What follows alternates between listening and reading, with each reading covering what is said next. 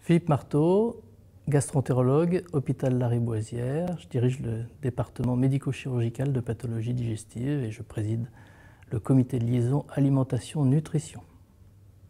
Alors, qu'est-ce qu'un probiotique? Un probiotique, c'est un micro-organisme, un microbe qui, ingéré vivant, est capable de faire quelque chose de bénéfique pour l'hôte qui l'ingère. Et par définition, c'est ceux qui contiennent des bonnes bactéries qu'on peut appeler probiotiques. On ne peut pas appeler probiotique tout produit comme ça. Il faut qu'il y ait des démonstrations chez l'homme d'un bénéfice réel.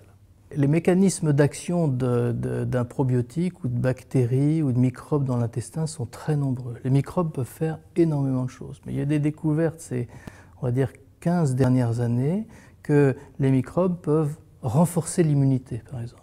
On les perçoit grâce à des récepteurs sur nos cellules et ils stimulent les défenses naturelles. Dans certains cas, c'est même utile et il peut être montré que ça aide à renforcer les défenses de l'hôte et dans d'autres cas, ce n'est pas le cas.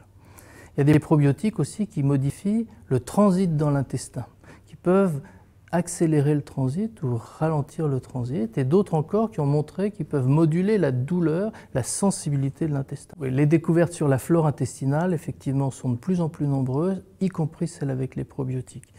La flore intestinale, on avait du mal à l'étudier et maintenant c'est de plus en plus facile grâce à la biologie moléculaire, où on est capable de voir ce que font les microbes, qui ils sont dans l'intestin, comment ils évoluent. Ça a beaucoup relancé les études où on cherche à moduler la flore quand on s'aperçoit qu'elle est perturbée, par exemple par les antibiotiques, mais aussi dans certaines maladies. Et l'une des façons de moduler la flore, c'est de rajouter des nouvelles espèces microbiennes, de rajouter des probiotiques. Donc là encore, beaucoup d'études très sérieuses, des essais contrôlés chez l'homme avec de la biologie moléculaire.